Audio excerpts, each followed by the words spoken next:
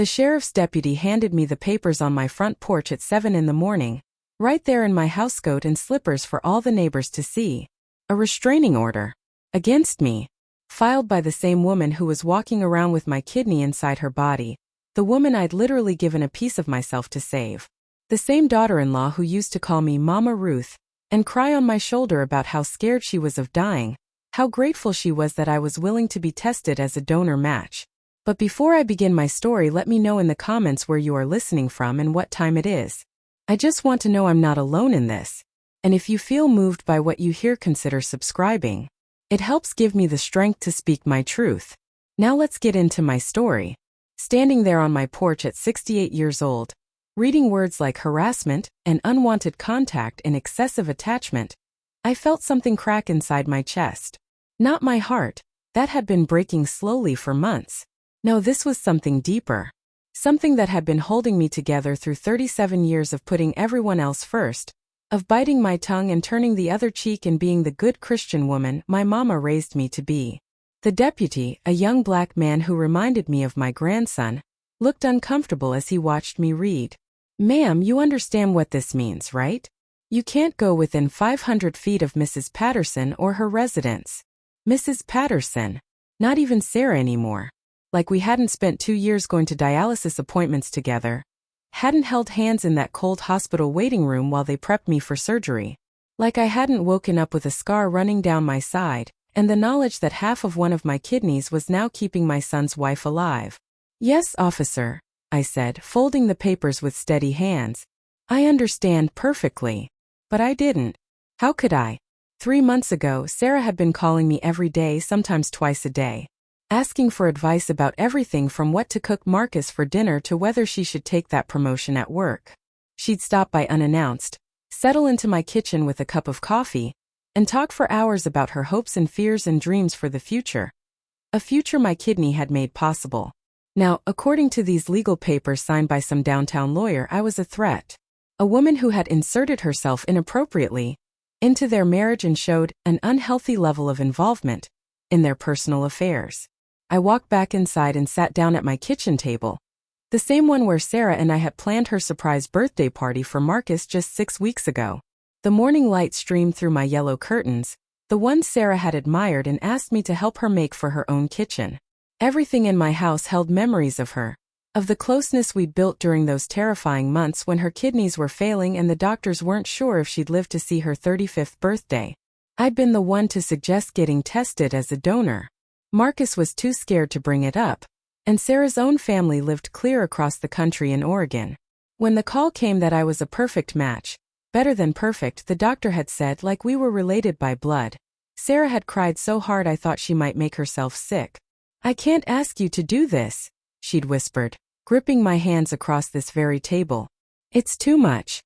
You're giving me your life." "Honey," I'd told her, "you are my life. You married my son, you made him happy in ways I never could. If God saw fit to make us a match, then this is what I'm supposed to do." The surgery had been harder on me than I'd let on. At my age, recovery wasn't the quick bounce back the doctors had painted it to be. For weeks, I couldn't lift anything heavier than a coffee cup. Sarah had been so attentive then, so grateful. She'd bring me groceries, help me with laundry, sit with me when the pain medication made me dizzy and confused.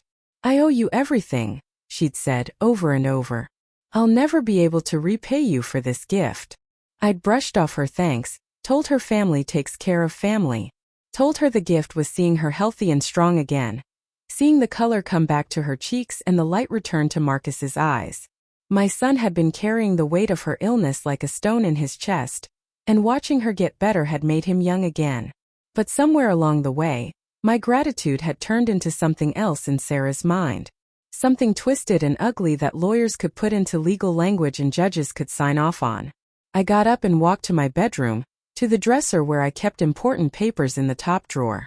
Birth certificates, insurance policies, my will. And there, in a manila folder, all the medical records from the kidney donation. Page after page of tests and consultations and releases, my signature on every single one. Ruth Elizabeth Washington, willingly giving up part of herself for someone else's tomorrow. The phone rang, and for a split second my heart jumped, thinking it might be Sarah calling to explain, to apologize, to tell me this was all some horrible misunderstanding. Instead, it was my son Marcus, his voice tight and careful. "Mama, did someone come by this morning?" I could hear the strain in his voice, could picture him standing in his kitchen. Maybe the same kitchen where Sarah had convinced him this restraining order was necessary. Maybe she was standing right there beside him, listening to every word. "Yes, Marcus. I got the papers." A long pause.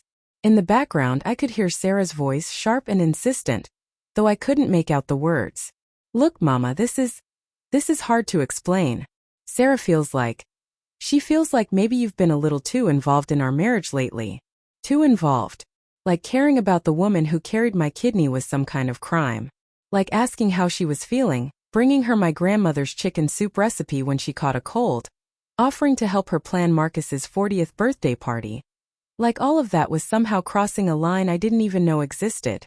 What exactly did I do wrong, son?" Another pause. More whispering in the background. When Marcus spoke again, his voice sounded like it was coming from a great distance, like he was already pulling away from me to stand closer to her. "She says you call too much. Stop by without calling first. That you act like you're more important to her than I am." The words hit me like a physical blow. In all my years of marriage, through raising 3 children and burying my husband and working myself to the bone to keep this family together, I had never been accused of putting myself first. Never. "I see," I said, though I didn't see anything at all. "And what do you say, Marcus? Do you think your mama is harassing your wife?" The silence stretched so long I thought the line had gone dead. When he finally spoke, his voice was barely above a whisper. I think maybe we all need some space to figure things out." Space. From the woman who'd given his wife the literal gift of life. Space from the mother who'd changed his diapers and nursed him through pneumonia and worked 2 jobs to pay for his college education. "All right then," I said, my voice calm as still water. "I'll give you all the space you need." I hung up the phone and walked to my living room window, looking out at the street where I'd lived for 40 years. Mrs. Henderson was watering her roses across the way, and the Johnson kids were riding their bikes in circles on the sidewalk. Normal life continuing on like nothing had changed. Like I hadn't just been cut out of my own family with the clean precision of a surgeon's knife. But something had changed inside me during that phone call. Something had shifted and settled into place like the tumblers of a lock clicking into position. I'd spent my whole life giving. My time, my energy, my money, my body, and asking nothing in return but love and respect, and the simple acknowledgement that I mattered. Well, I'd been acknowledged, all right. I'd been acknowledged as a problem to be solved, a nuisance to be legally removed from their lives. They wanted space? They were going to get more space than they ever bargained for. I walked back to my bedroom and opened that manila folder again, this time really reading the fine print on those medical forms. Terms and conditions I'd signed without question because I trusted that my family would never use my love against me. There were some very interesting clauses in there about ongoing medical monitoring, about the donor's rights and the recipient's responsibilities. Sarah thought she could take my kidney and then throw me away like yesterday's newspaper. She thought she could rewrite our history, paint me as some kind of crazy old woman who didn't know her place. She thought that restraining order was going to make me disappear quietly, the way I'd been disappearing quietly my whole life whenever anyone needed me to be smaller, quieter, less inconvenient. But Sarah had made one crucial mistake. She'd forgotten that the same woman who was strong enough to give up a kidney was also strong enough to take back everything else. The lawyer's office smelled like leather and old money, the kind of place I'd never imagined myself sitting in. But there I was 3 days after getting served with those papers, wearing my best navy dress and the pearls my husband had given me for our 20th anniversary. Across from me sat attorney Patricia Williams, a sharp-eyed woman about my daughter's age who specialized in medical law and family disputes. "Mrs. Washington," she said, spreading my medical documents across her mahogany desk, "this is quite an unusual situation. Most people don't realize that kidney donation creates certain ongoing legal and medical relationships between donor and recipient." I leaned forward in my chair, my hands folded in my lap the way my mama taught me. What kind of relationships? Well, for starters, there's mandatory follow-up care. The transplant center is required to monitor both you and Mrs. Patterson for at least 2 years post-surgery. That includes quarterly blood work, annual imaging, and immediate notification if either party experiences complications. She tapped a thick paragraph in the consent forms. Both parties signed agreements acknowledging this ongoing medical relationship. I felt a small smile tug at the corners of my mouth. So you're saying we're medically connected whether she likes it or not?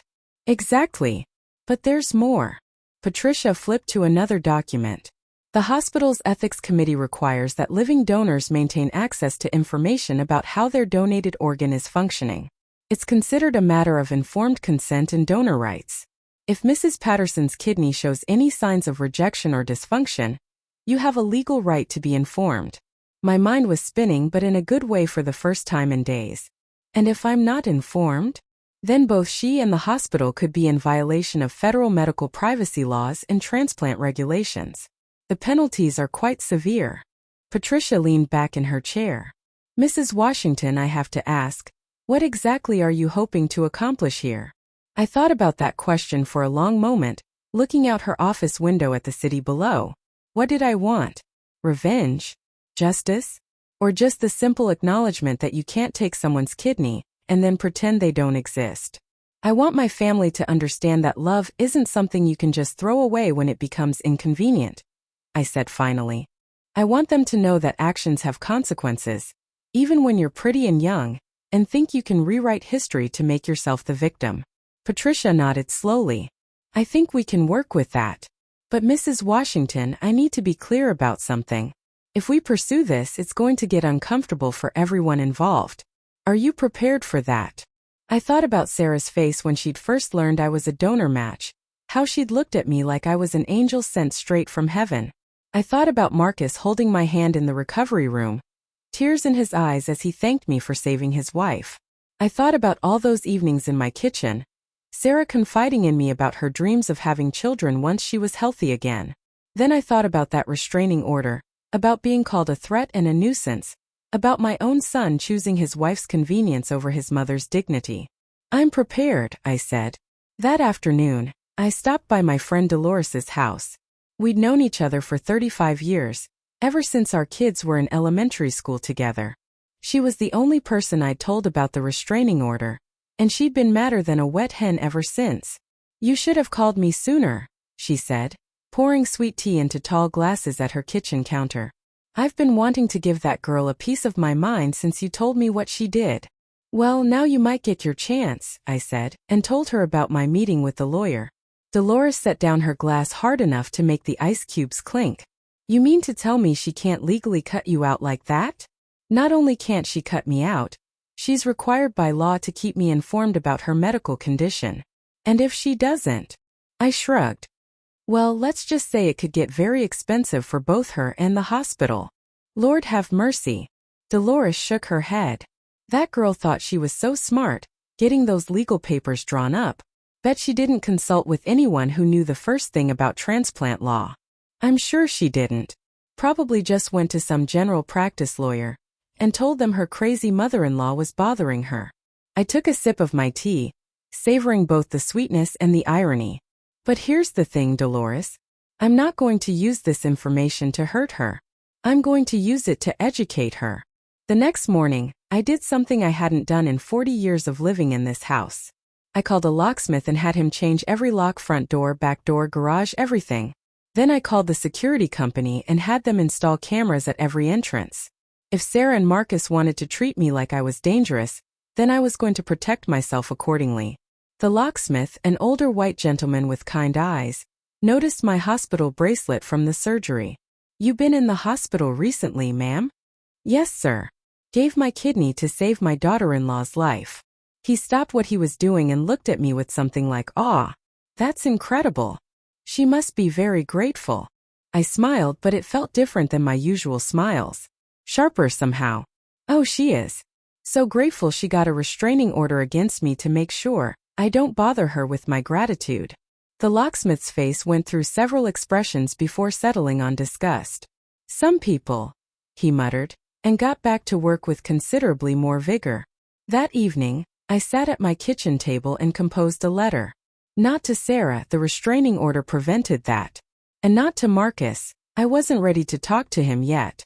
Instead, I wrote to Dr. Martinez, the transplant coordinator who'd guided us through the entire donation process. Dear Dr. Martinez, I began, I hope this letter finds you well. I'm writing to inform you of a concerning development regarding my kidney donation to Sarah Patterson. 3 days ago, I was served with a restraining order filed by Mrs.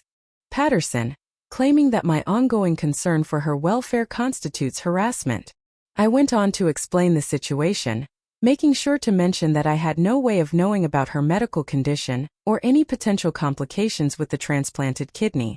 I noted my concern that this could interfere with the mandatory follow-up care required by the transplant program.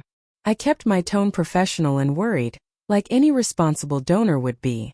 At the end, I added, I understand that you may need to schedule additional counseling sessions with both parties to ensure we understand our ongoing obligations to each other and to the transplant program. I remain committed to fulfilling all requirements as a living donor and trust that Mrs. Patterson shares this commitment. The beauty of it was that every word was true. I was concerned about her welfare. You don't stop caring about someone just because they've hurt you. I was worried about potential complications. Kidney rejection was always a possibility, and I absolutely was committed to fulfilling my obligations as a donor, including the obligation to stay informed about how my kidney was doing. I mailed the letter the next morning, then called Patricia Williams to give her a heads up. Smart, she said when I explained what I'd done. You're creating a paper trail that shows you're acting in good faith as a concerned donor, not as a harassing ex-family member. When Dr. Martinez calls them in for counseling, and he will, it's going to be very hard for them to paint you as the villain. 2 days later, my phone rang. It was Marcus and he sounded panicked. Mama, what did you do? Sarah's doctor called wanting to schedule some kind of emergency meeting about donor-recipient relationships. She's convinced you're trying to interfere with her medical care. I was quiet for a moment, letting him hear his own words. Then I said very calmly, Son, I gave that woman half of one of my kidneys. According to the law, I have the right to know how it's doing. If she thinks that's interference, then maybe she should have thought about that before she signed those consent forms. But the restraining order. The restraining order prevents me from contacting her directly or going near her house. It doesn't prevent me from fulfilling my legal obligations as an organ donor, and it doesn't prevent her doctor from keeping me informed about potential complications. I could hear Sarah in the background, her voice high and shrill, though I couldn't make out the words. Marcus, I continued. When you were a little boy and you broke something, what did I always tell you? A long pause. That actions have consequences. That's right. Every action has a consequence. Sarah's action was to take my kidney and then try to cut me out of her life. The consequence is that she's learning you can't have it both ways. You can't take someone's organ and then pretend they don't exist. Mama, she's really upset. She thinks you're doing this to get back at her. For the first time since this whole ordeal started, I felt genuinely sad instead of angry. Marcus, honey, if I wanted to get back at her, I would have never given her my kidney in the first place. What I'm doing is making sure she understands that love, real love, doesn't disappear just because it becomes inconvenient. And real consequences don't disappear just because you file paperwork to make them go away. After I hung up, I sat in my living room looking at the family photos on the mantelpiece. Pictures of Marcus as a baby, as a little boy, graduating high school and college. Pictures of his wedding day, Sarah radiant in white, Marcus beaming beside her. Pictures of all of us together at family dinners and holiday celebrations, back when I was still Mama Ruth, and not a threat to be legally managed. But among those photos was one that Sarah probably hadn't thought about when she filed that restraining order. It was taken in the hospital 2 days after the surgery. Sarah was still weak but smiling, and I was sitting beside her bed despite the pain in my side. We were holding hands, her fingers intertwined with mine, and Marcus was behind us with his arms around both our shoulders. The caption, written in Sarah's own handwriting, read, "My guardian angel and the best mother-in-law in the world." I picked up that photo and studied it for a long time. Then I walked to my bedroom and placed it in the manila folder with all my medical documents and legal papers. Evidence in case anyone ever questioned why a woman who'd been called a guardian angel might be surprised to find herself served with a restraining order. Tomorrow, Dr. Martinez would call them in for that meeting. Tomorrow, they would have to sit in a medical office and explain why the woman who'd saved Sarah's life was suddenly too dangerous to have in it. Tomorrow, Sarah would have to look a doctor in the eye and justify why she thought she could take my kidney, and then throw me away like yesterday's newspaper. But tonight, I was going to make myself a cup of tea and plan exactly what I was going to say when they inevitably came crawling back, asking me to make this all go away. Because they would come back. People like Sarah always did when they realized their actions had consequences they couldn't control. And when they did, I was going to be ready. The call came on a Tuesday morning, exactly 1 week after Dr. Martinez had mandated the counseling session. It was Marcus, and I could hear the defeat in his voice before he even said hello. Mama? Can we talk? In person. I was sitting in my garden, deadheading my roses in the morning sun. The same roses Sarah used to admire, the one she'd asked me to help her plant in her own yard last spring. I believe there's a legal document that says we can't do that, son. Sarah wants to drop the restraining order. She wants to apologize. I snipped another dead bloom, watching the petals fall to the mulch below. Does she now? The meeting with Dr. Martinez didn't go well. He explained some things we didn't understand about donor rights and ongoing medical relationships. Sarah had no idea that cutting you out could actually violate federal law. Of course she didn't. Sarah had always been the type to leap before she looked, to make decisions based on feelings rather than facts. It's one of the things I'd found endearing about her, back when I thought we were family. And what exactly does Sarah want to apologize for? A long pause. I could picture Marcus standing in his kitchen, probably pacing the way he used to do as a teenager when he was in trouble. For not understanding how hurtful the restraining order would be. For not talking to you before filing it. For making it seem like you were harassing her when you were just being caring. I set down my pruning shears and walked to my porch swing, settling into the familiar rhythm of rocking back and forth. And what do you want to apologize for, Marcus? Another pause, longer this time. For not standing up for you. For choosing sides instead of trying to work things out.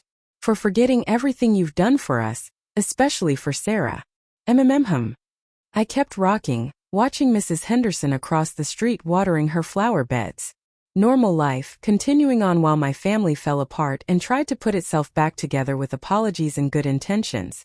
Mama, will you at least think about meeting with us? Maybe somewhere neutral like Pastor Johnson's office.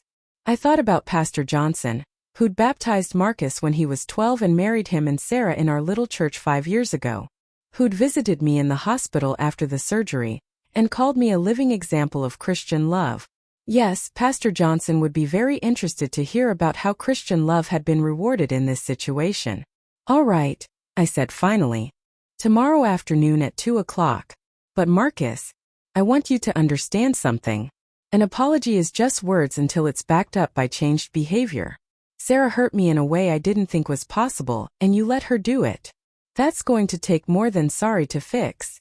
The next afternoon, I dressed carefully in my burgundy suit, the one I'd worn to Sarah's baby shower before the kidney disease took away her dreams of motherhood, at least temporarily. I arrived at the church exactly on time, my medical file tucked neatly in my purse alongside a folder Patricia Williams had prepared for me. Pastor Johnson greeted me with a warm hug and led me to his office, where Marcus and Sarah were already waiting. Sarah looked terrible, pale and thin, with dark circles under her eyes that had nothing to do with kidney disease. Marcus looked like he hadn't slept in days. Mrs. Washington, Pastor Johnson began, Marcus and Sarah have asked me to facilitate this conversation. They have some things they'd like to say to you. I sat in the chair across from them, my back straight and my hands folded. I'm listening. Sarah spoke first, her voice barely above a whisper. Ruth, I owe you my life. Literally. Without your kidney, I wouldn't be sitting here right now. And I repaid that gift by treating you like a criminal. I didn't respond, just waited for her to continue. The truth is, I was scared. After the surgery, I felt this overwhelming sense of debt to you. Like nothing I could ever do would be enough to repay what you'd given me. And when you called to check on me or stopped by with food, or offered advice about Marcus or our marriage, it reminded me that I owed you everything. She wiped her eyes with a tissue. I felt guilty all the time. Guilty that you'd sacrificed so much for me. Guilty that I couldn't be the perfect daughter-in-law you deserved after what you'd done. So instead of dealing with those feelings, I convinced myself that you were being too involved, too attached. I made you the problem instead of dealing with my own issues. I studied her face, looking for signs of manipulation or rehearsed words. But what I saw was genuine shame and regret. The kind that comes from looking in the mirror and not liking what you see. And the restraining order? Sarah's voice cracked. I thought if I could just make you go away legally, I wouldn't have to feel guilty anymore. I wouldn't have to be reminded every day that I literally wouldn't exist without your sacrifice.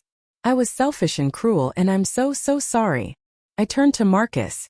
And what's your part in this apology? My son looked older than his 40 years. Like the weight of his choices had aged him overnight. I should have stopped her. I should have reminded her what you gave up for us, what you've always given up for this family. Instead, I chose the easy path. I chose to support my wife instead of doing what was right. You chose your wife over your mother, I corrected gently. There's a difference. Yes, ma'am.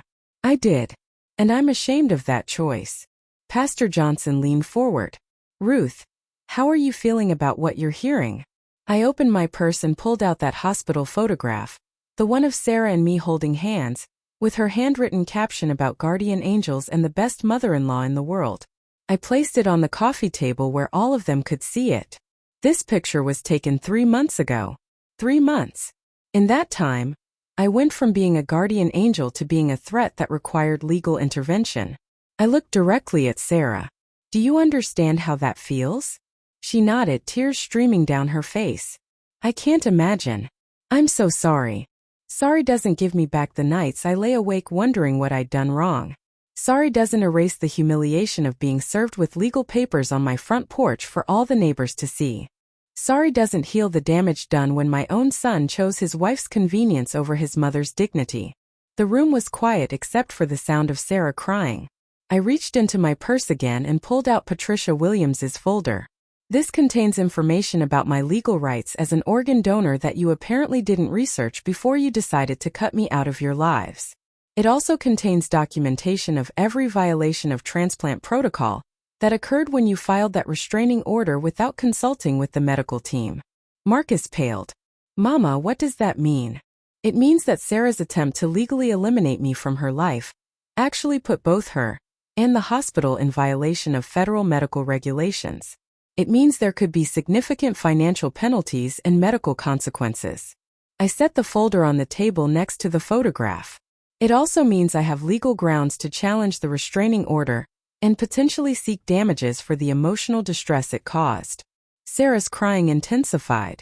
Oh God, Ruth, I didn't know. I swear I didn't know any of that. Of course you didn't. Because you didn't bother to think about consequences before you acted. You just wanted me gone. And you figured the law would help you accomplish that. Pastor Johnson spoke up. Ruth, what would it take for this family to heal from this? I looked at each of them in turn. Sarah broken and remorseful. Marcus ashamed and desperate. Pastor Johnson hoping for reconciliation and forgiveness. Then I thought about my own journey over the past 2 weeks. From the shock of betrayal to the cold satisfaction of legal leverage to this moment of potential resolution. First, I said, the restraining order gets dropped immediately, with a formal apology filed in the court records acknowledging that it was obtained under false pretenses. Sarah nodded eagerly. Yes, absolutely.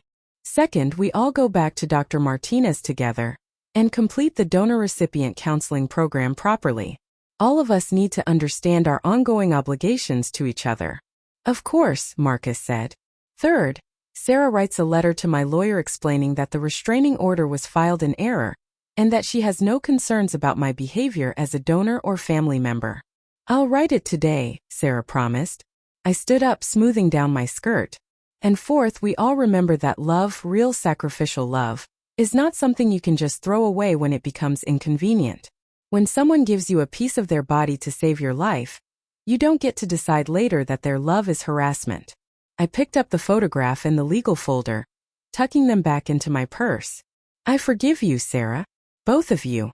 But forgiveness doesn't mean forgetting, and it doesn't mean pretending this didn't happen.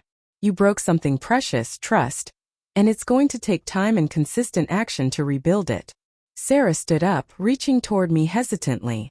Ruth, can I hug you? I looked at this young woman who carried my kidney inside her body, who had been like a daughter to me, who had hurt me more deeply than I thought possible. Then I opened my arms and let her fall into them, feeling her shoulders shake with sobs against my chest. "Thank you," she whispered. "Thank you for saving my life, and thank you for not giving up on us." "Honey," I said, stroking her hair the way I used to when she was scared during the worst days of her illness, "family doesn't give up on family, even when family forgets that lesson, even when they have to learn it the hard way." 6 months later, Sarah and I were back in my kitchen, planning Marcus's surprise 41st birthday party. She was 3 months pregnant. The healthy kidney had made pregnancy possible again, and glowing with the kind of happiness that comes from second chances and hard-won wisdom. "Ruth," she said, stirring cake batter in my mixing bowl, "I want you to know that I think about what I did every single day, not in a guilty way anymore, but as a reminder of how blessed I am to have you in my life." I smiled, watching her work with ingredients from my pantry, in my kitchen, planning a celebration for my son. "And I want you to know that kidney is still doing its job perfectly. Dr. Martinez says your numbers are better than most transplant patients he sees." She laughed. "Well, it came from good stock." "Yes," I said, settling into my chair at the table where we'd shared so many conversations, so many tears, so many moments of connection and conflict and ultimately grace. "I suppose it did." The restraining order had been dropped within 48 hours of our meeting with Pastor Johnson. Sarah had written the letter to my lawyer, we'd completed the counseling program, and slowly, carefully, we'd rebuilt our relationship on a foundation of mutual respect rather than guilt and obligation. I learned that Sarah had been struggling with survivor's guilt and fear of not being worthy of the gift I'd given her. She learned that my involvement in her life came from love, not possession, and that gratitude didn't have to feel like a burden. Marcus learned that being a husband didn't mean abandoning his mother, and I learned that being a mother-in-law meant accepting that sometimes love gets messy and complicated and requires forgiveness from all sides. But most importantly, we all learned that when you give someone a piece of yourself, whether it's a kidney or your heart or your trust, you can't take it back. You can only hope it's treated with the care and respect it deserves, and when it's not, you have to decide whether love is strong enough to overcome betrayal and build something even better than what came before. In our case, love was strong enough, but it took consequences, accountability, and a willingness to do the hard work of healing to get us there. Sometimes that's what family requires, not just the giving but the teaching, the learning, and the growing that comes when love refuses to be diminished by human weakness. And sometimes when you stand your ground with quiet dignity and refuse to be thrown away like yesterday's newspaper, you discover that the people who tried to discard you actually can't live without you after all. My kidney taught Sarah that lesson in the most literal way possible, but the deeper lesson, about the permanent bonds created by sacrificial love, took a little longer for all of us to fully understand. Now we do. And that understanding, hard-won and precious, beats inside Sarah's chest every day with the steady rhythm of a kidney that knows where it belongs.